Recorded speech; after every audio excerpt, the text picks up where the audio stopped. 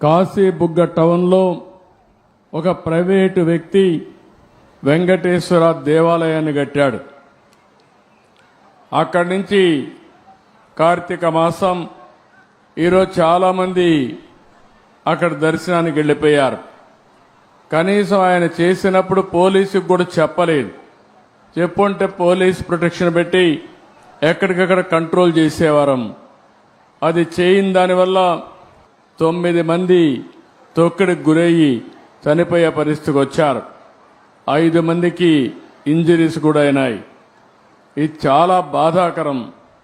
నేను ప్రతి ఒక్క ప్రాణాన్ని కాపాడుకోవాలని అనేక ప్రయత్నాలు చేస్తూ ఉంటే కొంతమంది ప్రైవేటు వ్యక్తులు ఇలాంటి కార్యక్రమాలు చేయడం చాలా బాధాకరం. దీన్ని నేను చాలా తీవ్రంగా ఖండిస్తున్నా. రాష్ట్రంలో అందరికి కూడా విజ్ఞప్తి చేస్తున్నా, మన ప్రాణం చాలా ముఖ్యం. ప్రాణాలు కాపాడుకోవాలంటే మనం కూడా ఒక బాధ్యతగా ఉంటే తప్ప ఓసారి వెళ్ళిపోవడం, ఎక్కువ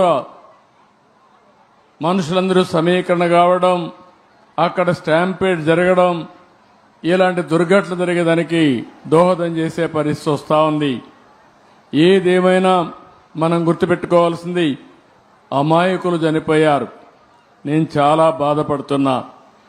అందుకని ఈ దుర్ఘటన పట్ల చాలా సీరియస్గా తీసుకుంటూ ఎవరైతే దానికి కారకులో వాళ్ళందరినీ కూడా ఇమ్మీడియట్గా కస్టడీలో తీసుకుని పూర్తి విచారణ చేసి తర్వాత ఏం చేయాలో తదుపరి చర్యలు చేపడతాం. ఇలాంటి సంఘటనలు ఈ రాష్ట్రంలో జరగడానికి వీలు లేదు. అందుకే ఒక పక్క దాన్ని చేస్తూనే అమాయకులు చనిపోయారు. 9 మంది ప్రాణాలు కోల్పోయారు. ఆ 9 మంది ప్రాణాలు కోల్పోయిందని నేను చాలా బాధపడుతున్నా. ఏ ఒక్క వ్యక్తి చనిపోకూడదనేది నా భావన. ప్రాణం విలువైనది.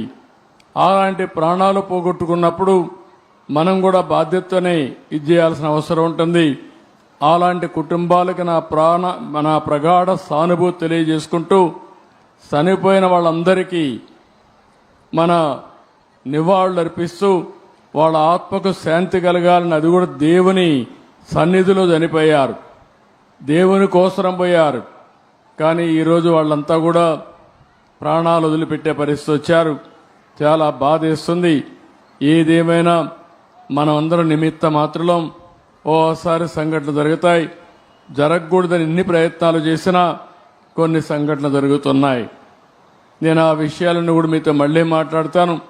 కాశీబుగ్గలో జరిగిన సంఘటన పట్ల దిగ్భ్రాంతిని వ్యక్తం చేస్తూ చనిపోయిన వారి పట్ల నా ప్రగాఢ సానుభూతి తెలియజేసుకుంటూ వారికి ఆత్మశాంతి కలగాలని భగవంతుని మనస్ఫూర్తిగా ప్రార్థిస్తూ ఇక్కడే అందరూ కూడా లేచి 2 నిమిషాలు మౌనం పాటించాల్సిందిగా మిమ్మల్ని అందరినీ కోరుతున్నా.